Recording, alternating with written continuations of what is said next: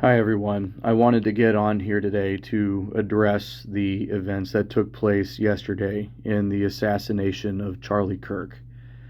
And in addressing this, it's difficult to know where to begin because there are so many levels to this. On the one hand, you have a family, you have a wife, kids that have been robbed of a husband and a father, and that is a tragedy. And I want to urge you to be praying for Charlie Kirk's family, that God would draw near to them, give them peace, surround them with his love. It's unimaginable what that must be like and what they're going through. On a broader level, we need to be praying for our country. What happened yesterday has the potential to have far-reaching ramifications on our country. We were witness to an act of domestic terrorism. A man was gunned down very publicly in front of crowds of people. And we can only speculate as to what the exact motives of the shooter might have been, but I think what's clear is that it was intended to strike fear into the hearts of citizens for engaging in public discourse. And so this moment that we're in right now has the potential to have long-lasting ramifications on the way people relate to public discourse.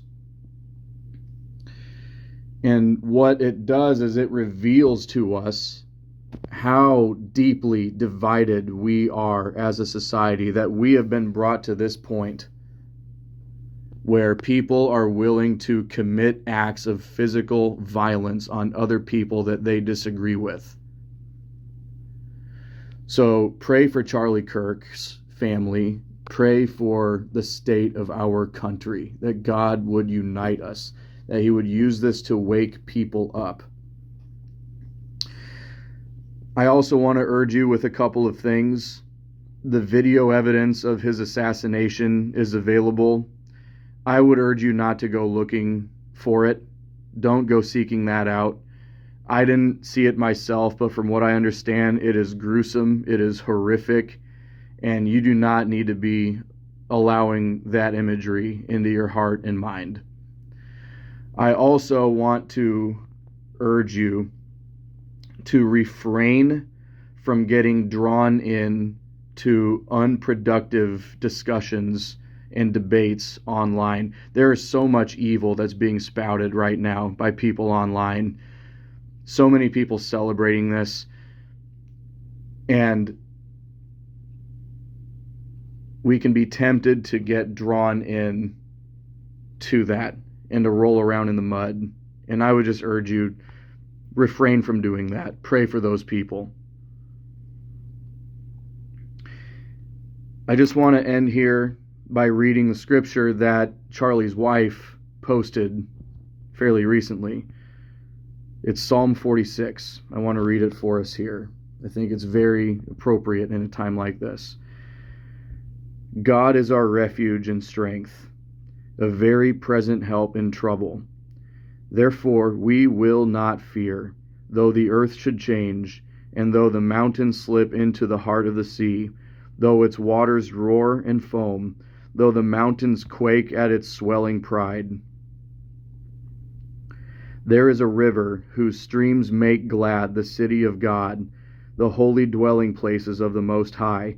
God is in the midst of her. She will not be moved. God will help her when her morning dawns. The nations made an uproar, the kingdoms tottered. He raised his voice, the earth melted. The Lord of hosts is with us. The God of Jacob is our stronghold. Come, behold the works of the Lord, who has wrought desolations in the earth. He makes wars to cease to the end of the earth. He breaks the bow and cuts the spear in two. He burns the chariots with fire. Cease striving and know that I am God. I will be exalted among the nations. I will be exalted in the earth. The Lord of hosts is with us.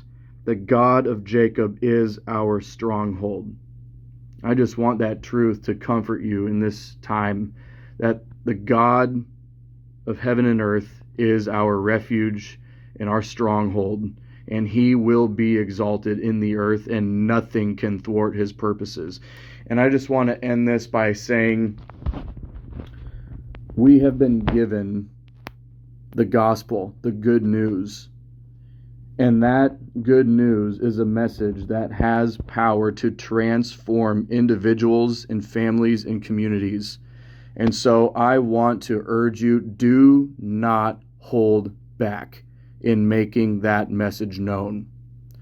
Do not hold back. Do not fear in the face of this evil and violence. Point people to Jesus Christ, because he is the only hope for our nation right now.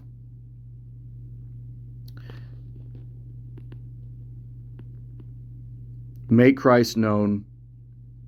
Pray for our country. Pray for Charlie Kirk's family. Thanks. Have a good day.